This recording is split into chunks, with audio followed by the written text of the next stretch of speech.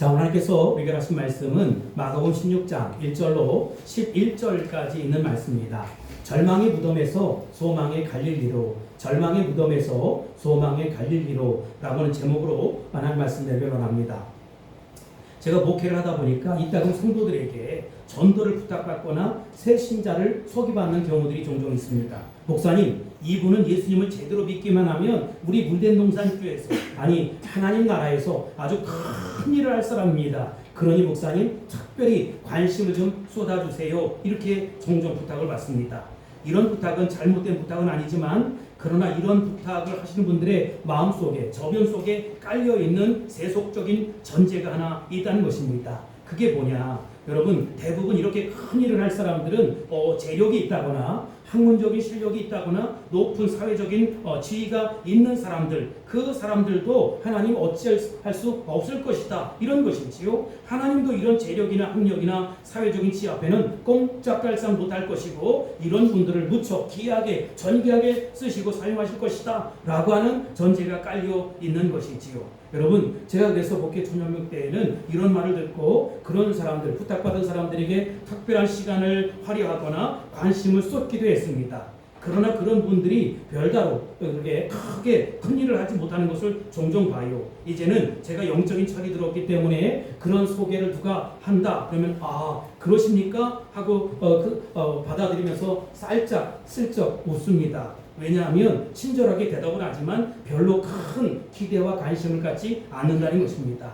내가 목회를 하면서 알게 된 사실은 하나님이 정말 쓰시는 분은 누구인가 생각해보면 특별한 사람이 아니라 평범한 사람들을 쓰시고 사용하신다는 것입니다. 이건 명백한 사실입니다.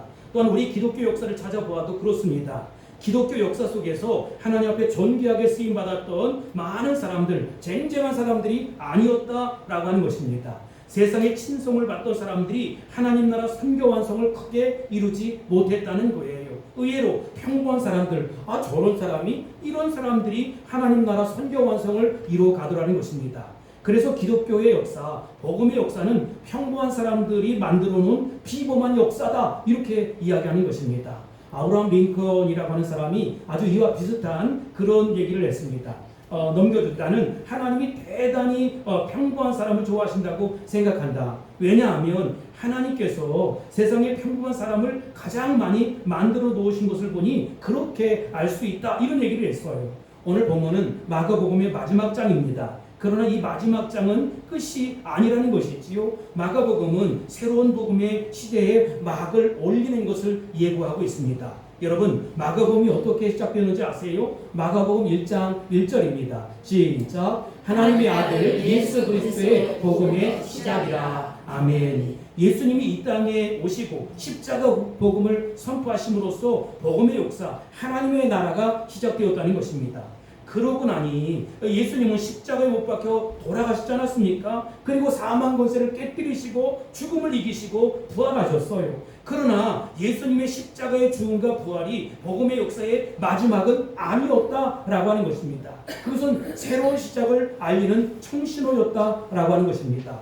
부활하신 우리 주님이 제자들을 불러 모으시고 그들에게 나타나셔서 이 복음, 십자가의 복음을 부탁하셨습니다.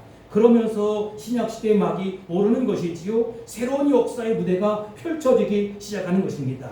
그런데 그 부활하신 주님이 누구에게 나타나셔서 누구에게 이 복음을 부탁하셨는가 라고 하는 것입니다. 여러분, 부활하신 주님이 제일 먼저 나타나서 자신에게 자신을 보여준 대상이 누구였지요? 내가 만약에 부활하신 그 주님이라면 아마도 수제자였던 베드로, 그리고 자신이 양육했던 여러 제자들 아니겠습니까? 위계 질서상 수제자가 먼저이고 그리고 여러 제자가 먼저이고 70여 형제가 있었고 500여 형제가 있지 않았습니까? 그러나 예수님은 이 베드로에게 제일 먼저 나타나시지 않으셨다라고 하는 것입니다. 부활하신 주님이 제일 먼저 누구에게 나타났는지 보세요. 1절입니다. 시작. 안식이 지남에 막달라 마리아와 야고보의 어머니 마리아와 또 살로메가 가서 예수께 바르기 위하여 향품을 사다 주었다가. 아멘. 여러분 또 구절을 보겠습니다. 시작. 예수께서 안식 후 첫날 이른 아침에 살아나신 후 전에 7 귀신을 쫓아내어주신 막달라 마리아에게 먼저 보이시고. 아멘. 우리가 주목해야 될 말씀, 중요한 부분이 바로 여기 있다는 것입니다. 9절 하반절에 보면 먼저 보이셨다라고 하는 대목이에요. 여러분 누구에게 먼저 보이셨다고요? 막달라 마리아였다는 것입니다. 여러분 근데 막달라 마리아가 어떤 여인이었던가 라고 하는 것이지요. 막달라 마리아는 7 귀신이 들렸던 여인이었다. 창녀의 모습으로 살아갔다는 것입니다. 사회에서 소외받은 그런 사람이었고 그늘지고 구미진 곳에 살아가는 아주 그저 그런 여자였고 평범한 여인이었다는 것입니다.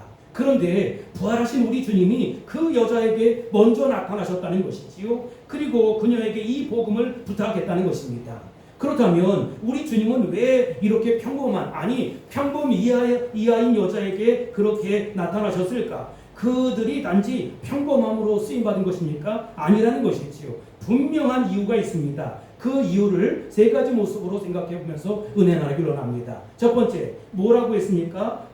주님의 은혜를 체험했기 때문에 그들이 쓰임받았다는 것입니다. 여러분 막달라 마리아를 포함한 그 여인들이 어떤 사람들이었는지, 그들이 예수님과 처음에 어떻게 만났는지, 어떤 관계를 맺고 살아갔는지에 대해서는 우리가 누가복음 8장을 보면 알 수가 있어요. 누가복음 8장 1절을 보겠습니다. 시작. 그 후에 예수께서 각 성과 마을에 두루 다니시며 하나님의 나라를 선포하시며 그 복음을 전하실 때 12 제자가 함께 하였고. 아멘. 야, 여기 12 제자가 예수님의 대표적인 제자들 아닙니까? 예수님이 이들만 사용하는 것이다, 이렇게 오해해서는 안 된다는 것입니다. 절대로 그렇지 않습니다.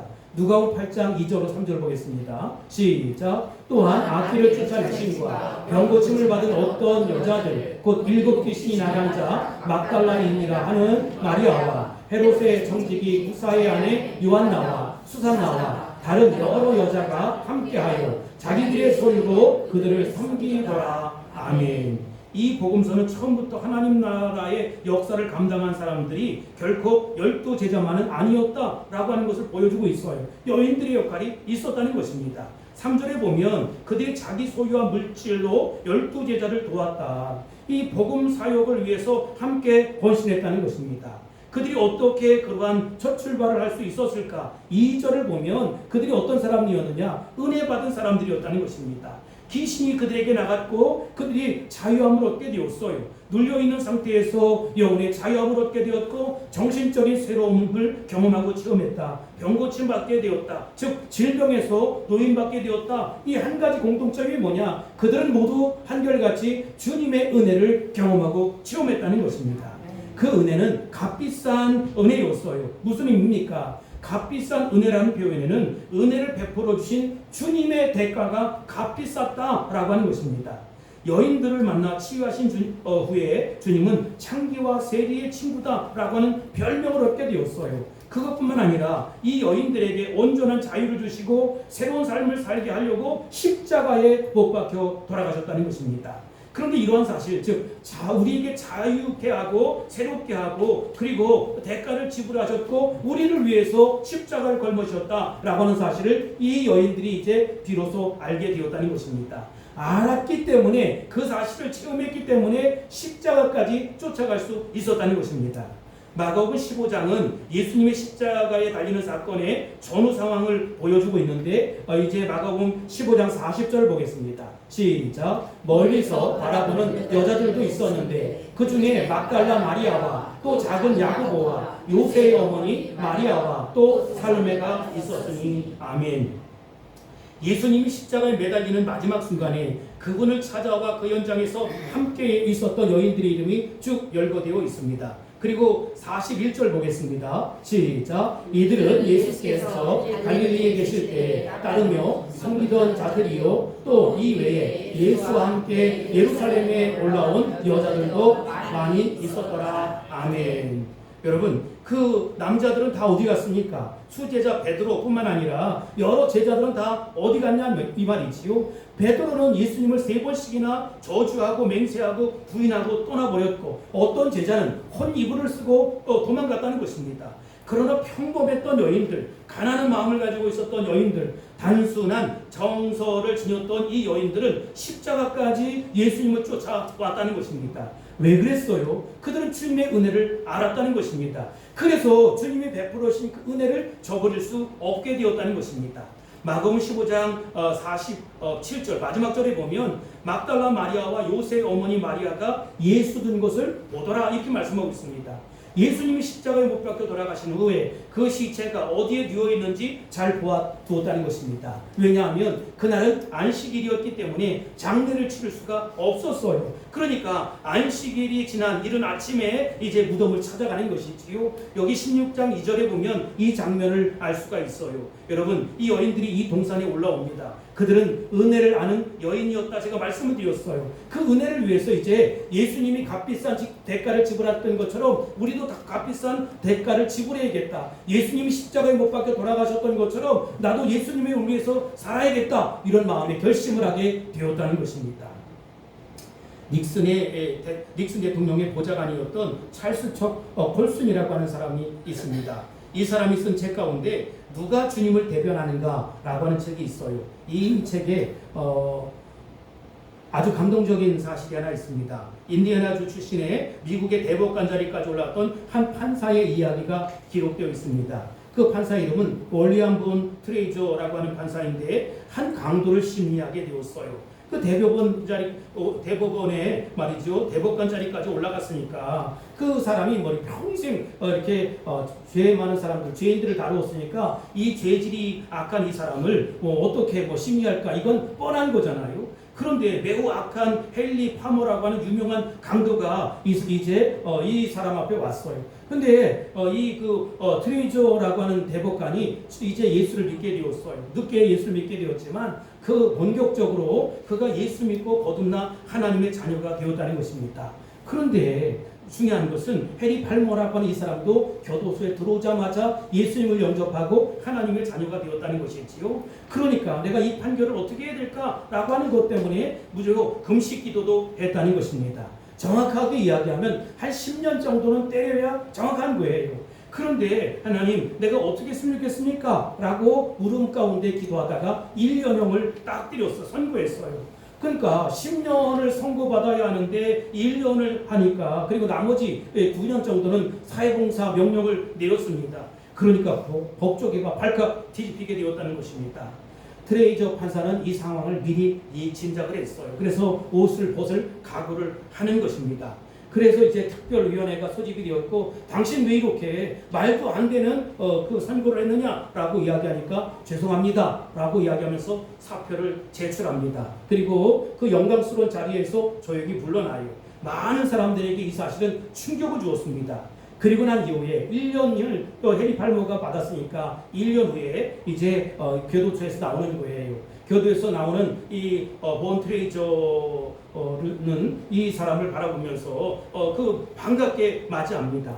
이 해리 팔머도 정말 머리를 숙이면서 그러나 뜨거 이제 본 트레이저 대법관에게 찾아오는 것이지요. 않습니다. 그리고 이렇게 얘기하는 거예요. 형제님, 내가 당신을 기다렸습니다.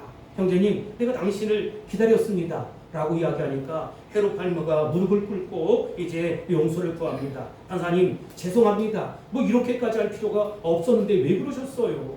이때 본 트레이저는 팔머를 향해서 이렇게 이야기했다는 것입니다. 무슨 말입니까? 주님은 형제와 나를 위해서 십자가에 목숨을 버려주셨는데 이때 그는 그 자리에서 일어나면서 본 트레이저 판사 대법관에게 손을 잡고 이렇게 얘기했다는 것입니다. 바르게 살겠습니다. 올바르게 살겠습니다. 그리고 그는 그러한 삶을 살았다는 것입니다. 나는 이것이야말로 진정한 은혜를 체험한 사람들이 어떻게 삶을 살아가야 할 것인가 라고 하는 것을 보여주는 이야기라고 생각합니다. 그 누구도 은혜를 체험하지 않고는 증인이 될 수 없다는 것이지요. 체험하지 않은 사람이, 보지 않은 사람이, 경험하지 않은 사람이 십자가의 증인은 될 수 없는 것입니다. 그런데 이 여인들이 값비싼 대가를 지불하고 십자가를 걸머지신 온 인류의 구원을 완성할 뿐만 아니라 저와 여러분의 구원, 나의 구원을 완성하신 그 주님을 알았기 때문에 그 주님의 은혜를 경험했기 때문에 부활의 현장에 달려갈 수 있었다는 것입니다. 여러분도 그러한 성도가 될 수 있기를 주의 이름으로 축복합니다. 아멘. 두 번째로 그들은 예수님의 은혜를 체험했을 뿐만 아니라 예수님의 부활을 믿기 때문에 쓰임받을 수 있었다는 것입니다. 그러나 여인들이 처음부터 이 부활을 기대한 것이냐? 그건 아니었던 것 같아요. 사실 여인들은 부활을 기대한 것이 아니라 그저 단순한 애정, 단순한 충성심, 예수님이 우리를 위해서 어떻게 헌신하셨는데, 어떻게 십자가에 못 박혀 돌아가셨는데 내가 향유라도 발라드리자라고 하는 마음으로 올라왔을지 모르겠어요. 예수님의 부활 소식을 접했을 때 보인 반응을 보면 그것을 알 수 있습니다. 8절입니다. 시작. 제자들이 몹시 놀라 떨며 나와 무덤에서 도망하고 무서워하며 아무에게 아무 말도 하지 못하더라. 아멘. 저기 놀라는 모습을 보세요.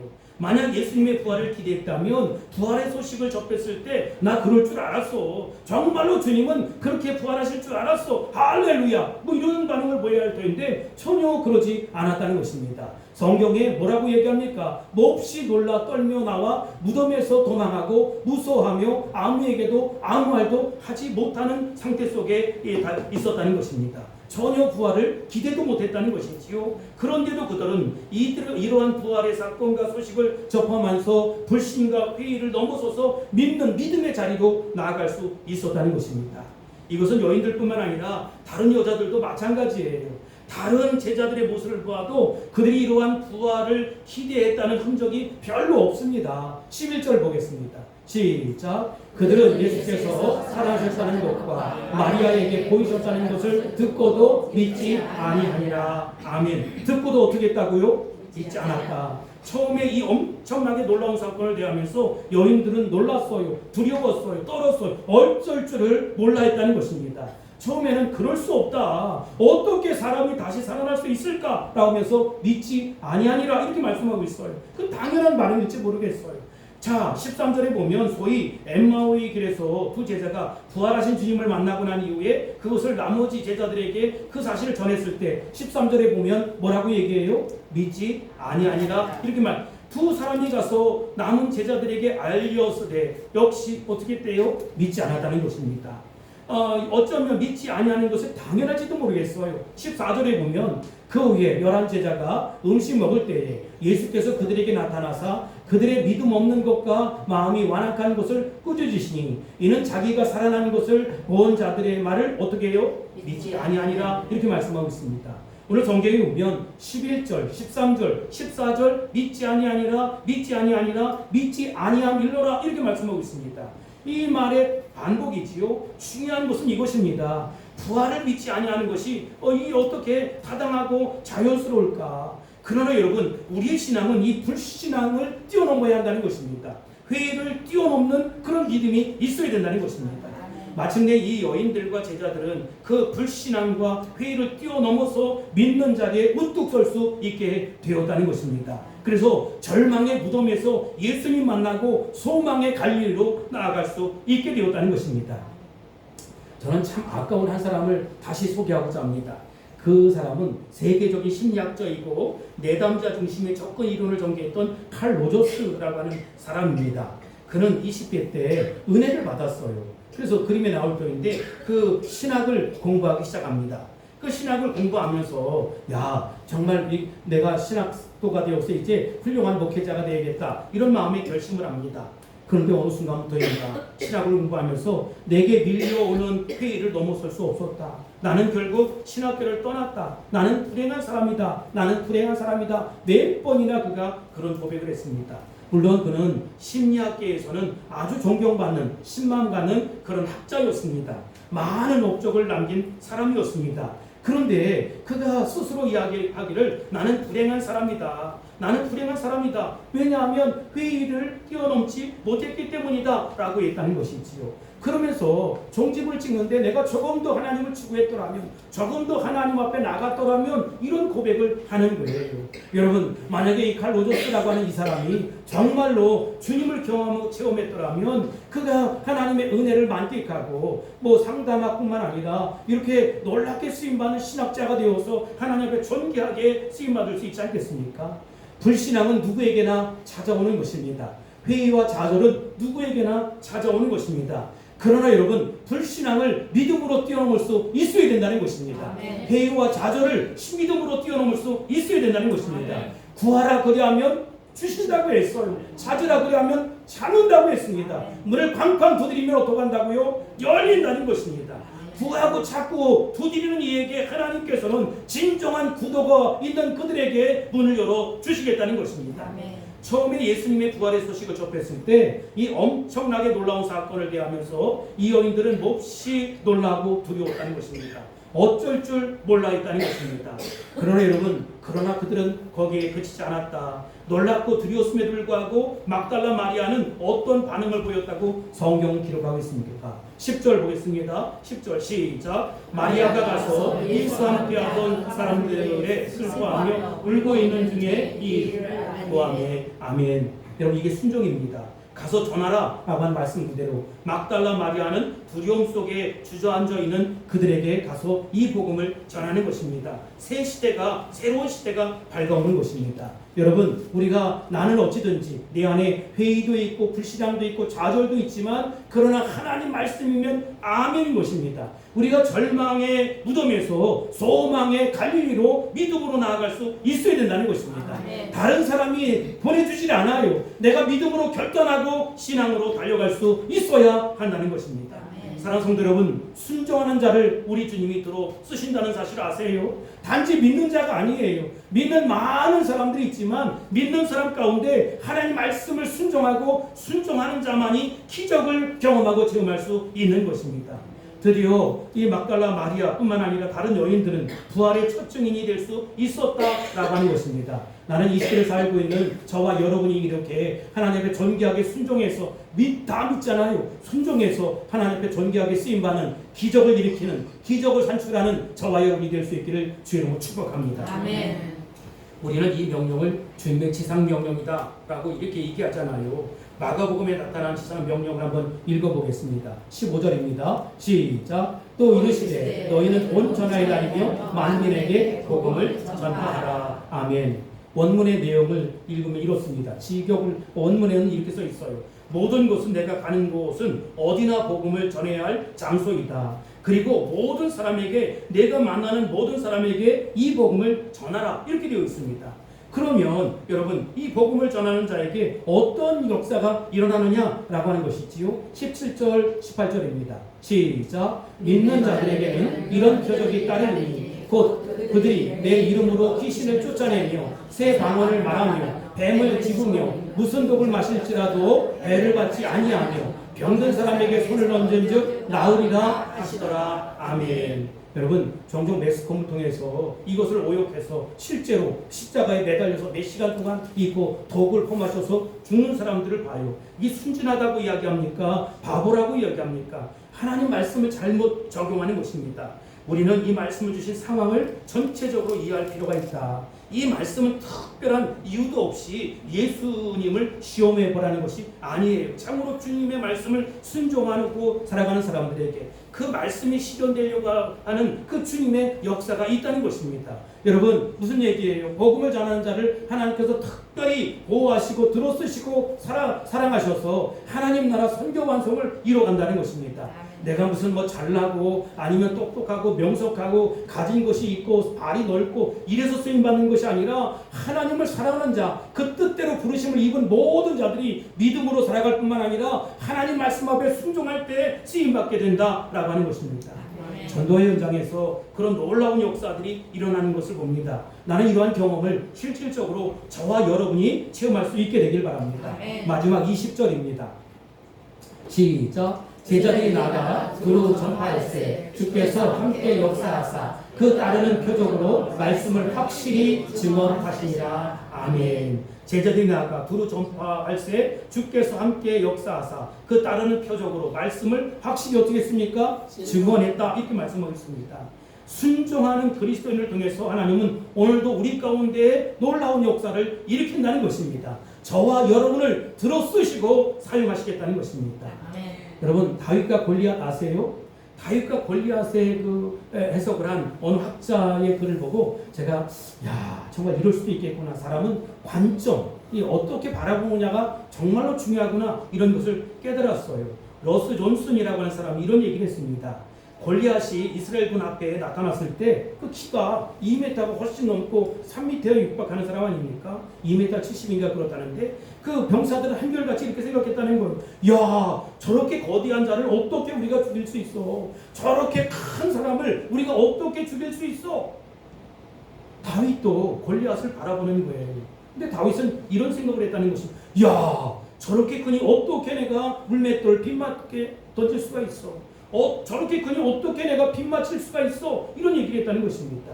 같은 골리앗을 바라보면서 불신앙의 사람들은 너무 크니까 어떻게 할 수가 없다는 거예요.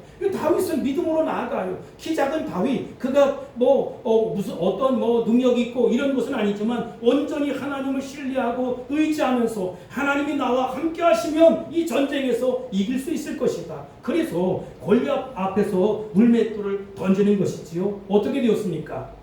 골리앗이 쓰러졌다는 것입니다. 부활하신 주님, 부활하신 예수님을 만나면 우리가 이렇게 관점이 달라지고 생각이 달라지고 눈이 달라지는 것입니다.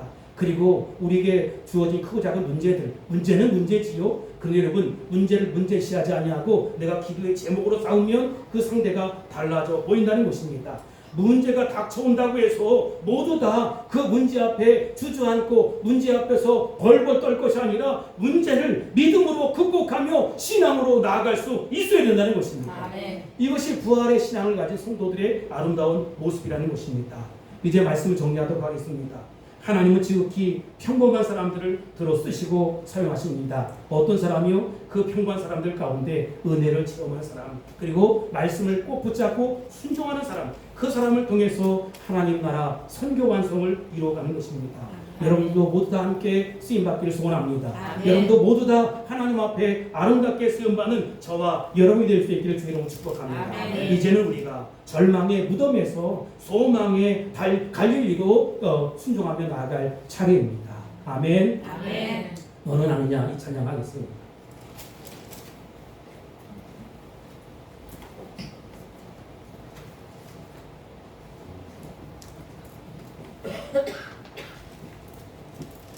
끊어주셔도 돼요.